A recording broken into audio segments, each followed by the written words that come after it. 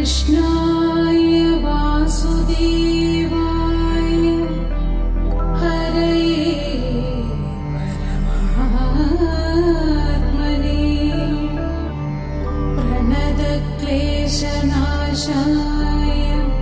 गोविन्दाय नमो नमः।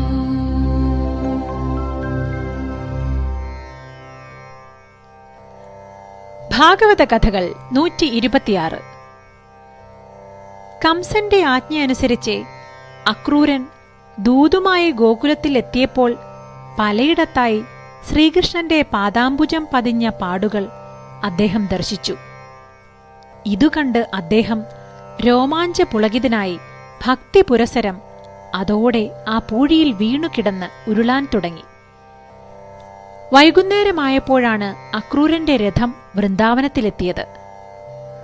യാത്രയിലുടനീളം അക്രൂരൻ തന്റെ മനസ്സിൽ ഭഗവാനുമായുള്ള കൂടിക്കാഴ്ചയോർത്ത് തന്നെ ആനന്ദപരവശനായി കഴിഞ്ഞിരുന്നു. തന്റെ ശത്രുവായ കംസന്റെ ദൂതനാണെങ്കിൽ കൂടി സർവാന്തര്യാമിയായ ശ്രീകൃഷ്ണൻ തന്നെ ഒരു വിനീത ഭക്തനായി സ്വീകരിക്കുമെന്ന മനോരാജ്യത്തിൽ അക്രൂരൻ മതിമറന്നാണ് ഗോകുലത്തിൽ എത്തിയത്. അമ്പാടിയിൽ പശുക്കളെ കറക്കുന്നതിന്റെ അടുത്തു നിൽക്കുന്ന നീലവസ്ത്രധാരിയായ ബലരാമനും പീതാംബര വസ്ത്രം ധരിച്ച് മയിൽപ്പീലി ചൂടി വനമാല ധരിച്ച് മൃദുമന്ദഹാസം തൂകി നിൽക്കുന്ന ശ്രീകൃഷ്ണനെയും അദ്ദേഹം ദർശിച്ചു. ശ്വേതശ്യാമള വർണ്ണത്തോടു കൂടിയവനും ലക്ഷ്മീദേവിയുടെ ഐശ്വര്യശോഭ തിളങ്ങുന്നവരും സ്വയം ദിവ്യ തേജസ്സിനാൽ സജ്ജനങ്ങൾക്കൊക്കെയും അനുഗ്രഹം വർഷിക്കുന്നവരും സാധുക്കളെ കാരുണ്യത്തോടുകൂടി വീക്ഷിക്കുന്നവരുമായ അവരെ കണ്ട് അക്രൂരൻ ഭക്തിവിവശനായി പാദങ്ങളിൽ ദണ്ഡനമസ്കാരം ചെയ്തു. ഭഗവാന്റെ തിരുമുഖ ദർശനം ലഭിച്ചതോടെ ഉള്ളിലുളവായ പരമാനന്ദം കൊണ്ട് അക്രൂരനെ സംസാരിക്കാൻ കഴിഞ്ഞില്ല. ദണ്ഡനമസ്കാരം ചെയ്ത് ആനന്ദാശ്രുക്കൾ അണിഞ്ഞ് പൂഴിയിൽ പൊതിഞ്ഞുകിടക്കുന്ന അക്രൂരനെ ദർശിച്ച് ശ്രീകൃഷ്ണൻ അദ്ദേഹത്തെ തടുത്തുകൊണ്ട് ഇങ്ങനെ പറഞ്ഞു: അങ്ങ് എന്റെ അച്ഛന്റെ പ്രായമുള്ളയാളാണ്, അതുകൊണ്ട് എന്നെ വണങ്ങുകയൊന്നും ചെയ്യരുത് എന്ന് പറഞ്ഞു. അക്രൂരൻ ആരാണെന്ന് മനസ്സിലാക്കിയ ശ്രീകൃഷ്ണൻ അദ്ദേഹത്തെ എഴുന്നേൽപ്പിച്ച് വാരിപ്പുണർന്നു. തുടർന്ന് അക്രൂരൻ ബലരാമനെ പ്രണമിച്ചു. ബലരാമനും അദ്ദേഹത്തെ എഴുന്നേൽപ്പിച്ച് ആശ്ലേഷിച്ച് അകത്തേക്ക് കൊണ്ടുപോയി ആദരവോടെ ശ്രേഷ്ഠ ആസനത്തിൽ ഇരുത്തി പാദം കഴുകിയ ശേഷം യാത്രാക്ഷീണം തീർക്കാനായി അർഘ്യപാദ്യാദികളും വിശിഷ്ട ഭക്ഷണവും നൽകി ഉപചരിച്ചു. ഭക്ഷണത്തിനു ശേഷം അദ്ദേഹത്തിന് സുഗന്ധവസ്തുക്കൾ ചേർന്ന താമ്പൂലം നൽകുകയും യാത്രാക്ഷീണം മൂലം തളർന്ന പാദങ്ങൾ തഴുകിക്കൊടുക്കുകയും ചെയ്തു. അതിനുശേഷം ബലരാമൻ അദ്ദേഹത്തോട് ഇങ്ങനെ ചോദിച്ചു: മഹാത്മാവേ, ദുഷ്ടനായ കംസന്റെ രാജ്യത്ത് നിങ്ങൾ എങ്ങനെയാണ് കഴിഞ്ഞുകൂടുക? കശാപ്പുകാരൻ വളർത്തുന്ന ആടുകളെപ്പോലെയല്ലേ അവിടെ എല്ലാവരുടെയും ജീവിതം? സ്വന്തം പെങ്ങളുടെ ചോരക്കിടാങ്ങളെ വധിച്ച കംസൻ എങ്ങനെയാണ് രാജ്യത്തുള്ള പ്രജകളെ പരിപാലിക്കുക? ക്ഷീണമകന്ന അക്രൂരന്റെ അരികിൽ വിവരങ്ങൾ കേൾക്കാൻ നന്ദഗോപരും എത്തി. അദ്ദേഹവും അക്രൂരനെ വന്ദിച്ച് ഇപ്രകാരം ആരാഞ്ഞു: അല്ലയോ യാദവശ്രേഷ്ഠ, എന്റെ സഹോദരതുല്യനായ വസുദേവരുടെയും ദേവകീദേവിയുടെയും വിശേഷങ്ങൾ അറിയിച്ചാലും കംസന്റെ ക്രൂരതകളിൽ എങ്ങനെയാണ് നിങ്ങളൊക്കെ അവിടെ കഴിയുന്നത്?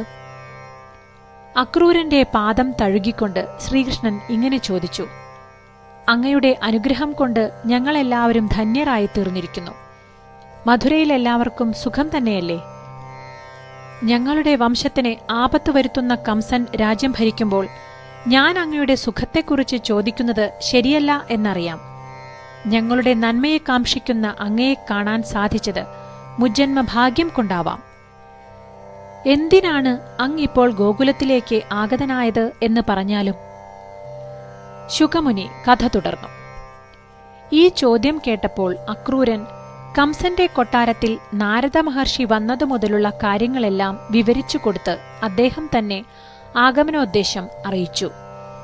വസുദേവരുടെയും ദേവകിയുടെയും 8ാമത്തെ പുത്രൻ തന്റെ അന്തകനാകും എന്ന ഭീതി നിമിത്തം കംസൻ നാളിതുവരെ കാട്ടിക്കൂട്ടിയ അതിക്രമങ്ങൾ അക്രൂരൻ എണ്ണമിട്ട് പറഞ്ഞു. ഇത് കേട്ട ശ്രീകൃഷ്ണൻ ഇങ്ങനെ മറുപടി പറഞ്ഞു: ഇത് വളരെ സങ്കടകരമായ അവസ്ഥ തന്നെ. ഞങ്ങൾ ഇരുപുത്രന്മാരുടെ പിറവി നിമിത്തം ഞങ്ങളുടെ മാതാപിതാക്കൾ ഇത്രയേറെ ദുരിതങ്ങൾ അനുഭവിക്കേണ്ടി വന്നത് അതീവ സങ്കടകരം തന്നെ. പിറന്നു വീണ ചോരക്കുഞ്ഞുങ്ങൾ വധിക്കപ്പെട്ടത് എത്ര അക്രമകരമാണ്. ഇതെല്ലാം കേട്ടുകൊണ്ടിരുന്ന ബലരാമന്റെ മുഖം കോപത്താൽ ചുവന്നു തുടുത്തു. കംസൻ വീണ്ടും വസുദേവരെയും ദേവകിയെയും കാരാഗൃഹത്തിലാക്കി എന്നും അവരുടെ രക്ഷയ്ക്കായി ശ്രീകൃഷ്ണനും ബലരാമനും മധുരാപുരിയിലെത്തി കംസനെ വധിച്ചേ മതിയാവൂ എന്നും അക്രൂരൻ പറഞ്ഞു. കൂട്ടത്തിൽ കംസൻ ധനുർപൂജ എന്ന പേരിൽ നടത്തുന്ന ഉത്സവത്തിന്റെ പിന്നിലെ ചതിക്കുഴികളും അക്രൂരൻ വിശദീകരിച്ചു. കൃഷ്ണനും ബലരാമനും എത്തുമ്പോൾ തന്നെ കുവലയപീഠം എന്ന ആനയെ വാതിൽക്കൽ വധിക്കാനായി നിർത്തിയിട്ടുണ്ട് എന്നതു മുതൽ കംസൻ ഒരുക്കിയിരിക്കുന്ന സകല ചതികളും അക്രൂരൻ അറിയിച്ചു. കുവലയപീഠം എന്ന ഗജം കംസന് നൽകിയത് മറ്റൊരു ദുഷ്ടരാക്ഷസനായ ജരാസന്ധനായിരുന്നു. പണ്ടൊരിക്കൽ കംസൻ ജരാസന്ധന്റെ കൊട്ടാരത്തിലെത്തി. ജരാസന്ധന്റെ കൊട്ടാരത്തിലെ ആനയായിരുന്നു കുവലയപീഠം. മതപ്പാടിൽ സർവനാശം വിതച്ചുവന്ന കുവലയപീഠത്തെ കംസൻ തന്റെ ബാഹുബലത്താൽ തളച്ചു എന്നത് കണ്ട് സംപ്രീതനായ ജരാസന്ധൻ തന്റെ പുത്രിമാരെ കംസന് വിവാഹം ചെയ്തു നൽകി. ഒപ്പം കന്യാശുൽക്കമായി കുവലയപീഠത്തെയും. അക്രൂരന്റെ വാക്കുകൾ കേട്ടപ്പോൾ നന്ദഗോപർ തീരുമാനമെടുത്തു. രാജാവിന്റെ ചിഹ്നമുള്ള തേരിൽ അങ്ങയെ കംസൻ അയച്ച സ്ഥിതിക്ക് ഇനി ഇവരെ അയക്കാതിരിക്കുന്നത് ബുദ്ധിയല്ല. എന്നാൽ യഥാർത്ഥത്തിൽ എന്താണ് കംസന്റെ ഉദ്ദേശം എന്നത് നമ്മൾ അറിഞ്ഞു എന്നത് ഗോകുലനിവാസികളോ മധുരാനിവാസികളോ അറിയുകയും ചെയ്യരുത്. ധനുർപൂജ കാണാനായി നമ്മളെല്ലാവരും മധുരയിലേക്ക് പുറപ്പെടുന്നു എന്ന തരത്തിലാവണം യാത്ര. ബലരാമനും കണ്ണനും രഥത്തിൽ അങ്ങേക്കൊപ്പം യാത്ര തിരിക്കട്ടെ. ഞങ്ങൾ പാല്, തൈര്, വെണ്ണ തുടങ്ങിയ കാഴ്ചദ്രവ്യങ്ങളുമായി പിന്നാലെ കാളവണ്ടിയിൽ അനുഗമിക്കാം. കംസന്റെ ക്രൂരതകൾക്ക് അറുതി വരുത്തേണ്ട കാലം എത്തിയിരിക്കുന്നു എന്ന് ബോധ്യമായ ശ്രീകൃഷ്ണനും ബലരാമനും നന്ദഗോപരും അങ്ങനെ ധനുർപൂജ കാണാൻ എന്ന മട്ടിൽ മധുരാപുരിയിലേക്ക് യാത്രയ്ക്കുള്ള ഒരുക്കങ്ങൾ തുടങ്ങി. ധനുർപൂജ എന്ന മഹോത്സവം അരങ്ങേറുമ്പോൾ പൂജിക്കപ്പെടുന്ന ആ വില്ല് കംസന് എങ്ങനെയാണ് ലഭിച്ചത്? എന്താണ് അതിന്റെ വൈശിഷ്ട്യം? ആ കഥ നാളെ.